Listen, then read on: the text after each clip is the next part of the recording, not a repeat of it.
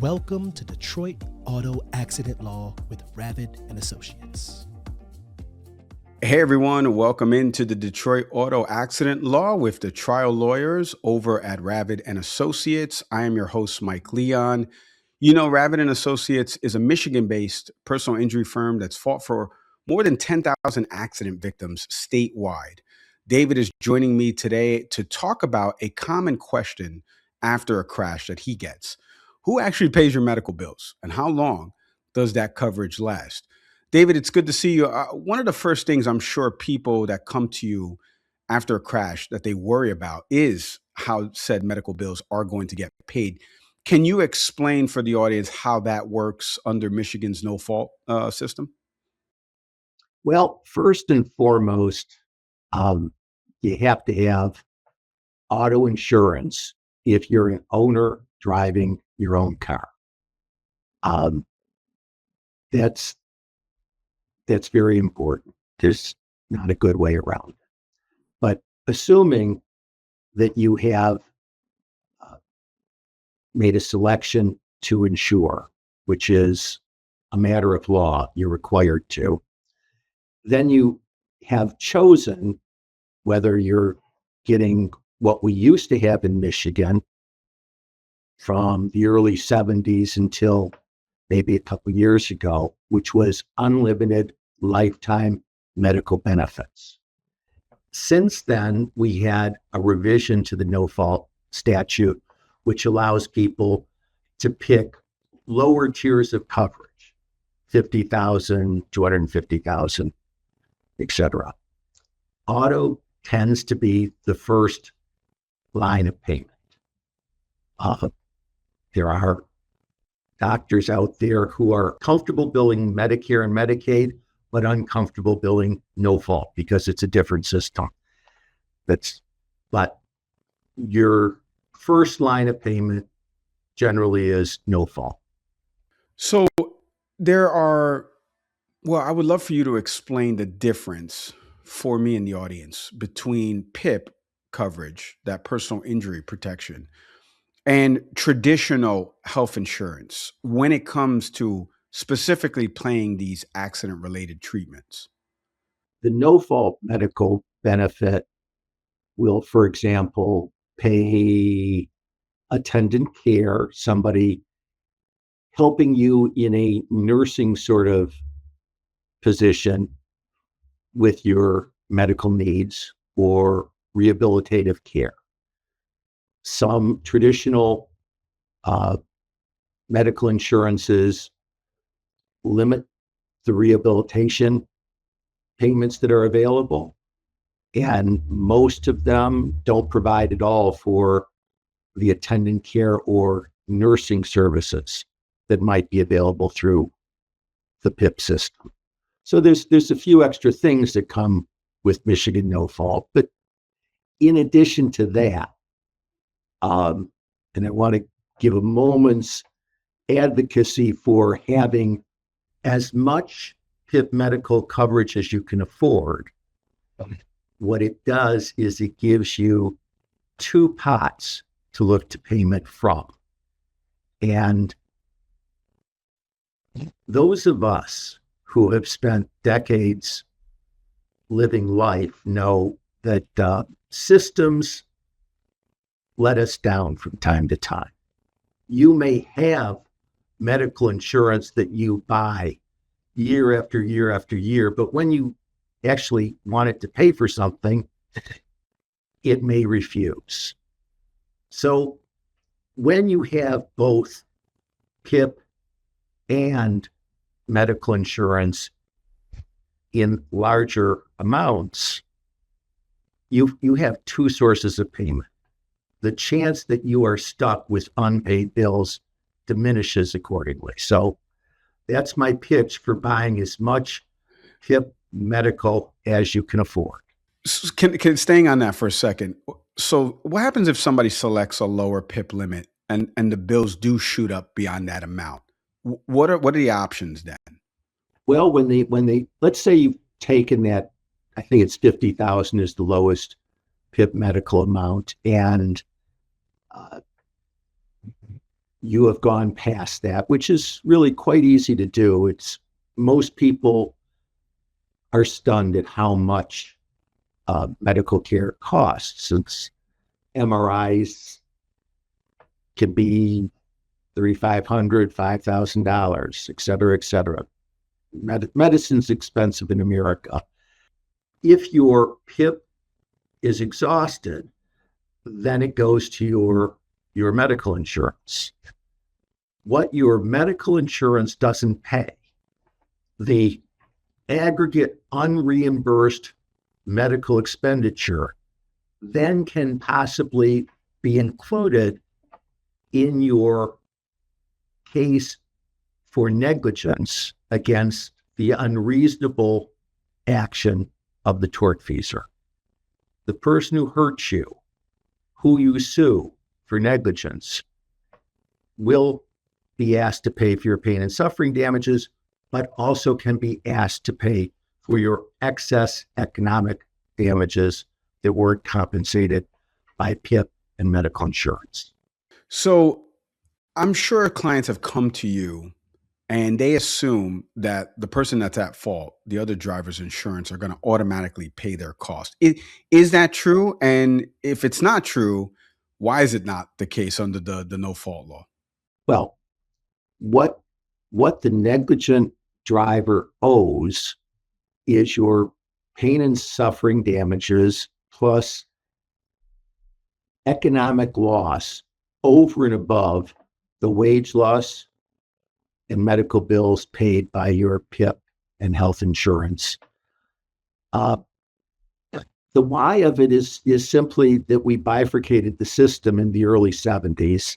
The idea being that if your first party benefits, wage loss, medical bills are paid quickly and without a lot of red tape by the insurance company, your life as an insured is less interrupted and more able to be rehabilitated in a short time. That comports with the medical knowledge we have, which is people who get physical therapy early do better than people who don't get physical therapy, or it doesn't happen until months after the injury. But it's just the nature of the system. Other states have different systems. Even though we have downgraded our no-fault system a little bit to make it more affordable, I believe it's still the most comprehensive and generous auto compensation system in the nation.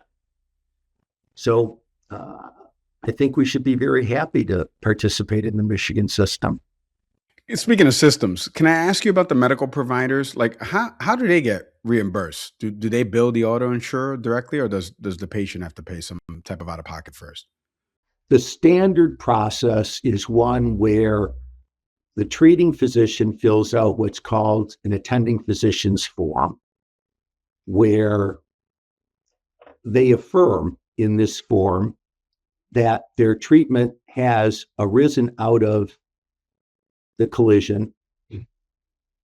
And by doing that, the no-fault system then becomes eligible to pay. So there's two things that happen then. Either under the statute, the carriers pay within 30 days directly to that carrier, that medical provider, or more commonly, they say they're investigating, but really it's neither legal nor honest. It's just sitting on somebody's desk. And at some point, depending on what an adjuster is not doing the work that needs to be done, the lawyer handling the case will put the collection of those no-fault benefits into suit against that insurance carrier, because although they were supposed to pay that doctor within 30 days of receiving the attending physician's form that says this is related to the collision and the statement of services, if 30 days pass and they haven't paid, they're in violation of the law. after 6 or 9 months of the insurance company doing the same, it's under investigation. The lawyers are forced to put them into suit.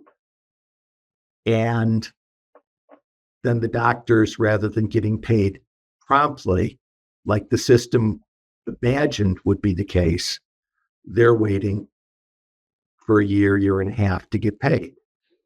So this is why some doctors are reluctant or just simply will not treat no-fault victims. The insurance companies, either through a deliberate tactic or just through the inadvertence of not doing work in a timely manner, create the reluctance of many in the medical community to treat accident victims. If that happens, our clients tell us and we help them find somebody else who will be patient and caring for them while we fight it out with the insurance companies. That's great to hear on that last part. And what about the clients who obviously during this time, they're looking for the medical treatment, so they can't work while they're recovering? Are there any other benefits that are available to replace some of that lost income under the coverage? There is wage loss for those who are working. That wage loss, it varies, it's adjusted for inflation, but there's a monthly maximum, which is enough to take most people's wage and provide 85% of it as a compensation during the time of disability. For those who earn more than the monthly allowable rate, their excess would become a part of their negligence case against the negligent actor. So wage loss for those who are working, there's also a $20 a day, up to 3 years stipend for getting the grass cut, the trash taken to the curb, the dishes washed, that little physical stuff that we do to keep our everyday life going that we can't do if we're injured and debilitated. David, as we kind of land the plane on this episode, what's a piece of advice or one thing every Michigan driver right now who's listening to this should check on their policy to kind of make sure that they are protected before the accident actually happens? First off, we started saying, if you own a car, be sure you have no-fault insurance. I understand there's an affordability issue. You just have to do it. Secondly, what would I caution? I'd caution that there are a lot of people who didn't take the advice that I just gave, and they're driving without insurance. And so there is, and I understand it's expensive to have insurance, but there's a fairly inexpensive insurance that you can add on to your coverage, and it's called uninsured and underinsured motorist coverage. And this is coverage that you buy to protect yourself from the negligent people out there who are financially unable to compensate you for the harm they do. Underinsured motorist coverage, and this is all one coverage, and it might cost $50 or $100. Underinsured motorist coverage is what you get on top of the coverage that the negligent person had. So let's say you have $1 million underinsurance coverage, and the person cost you your arm. You've lost an arm in a collision. He has $50,000 in coverage. You have $1 million underinsured motorist coverage. Your underinsured motorist coverage would give you an extra $950,000 in that example. Let's say the negligent driver had no insurance at all. If you had $1 million uninsured motorist coverage, you could get $1 million in compensation for your lost arm, even though the person who crippled you had no insurance coverage. So be responsible and buy some kind of no-fault insurance so you're part of the system, and find a way to pay a little bit extra and get yourself the uninsured motorist, underinsured motorist coverage to further protect yourself from those who are not financially responsible. Heed David's words, everybody. David, thank you again for the time and the insights. I appreciate it. Thank you.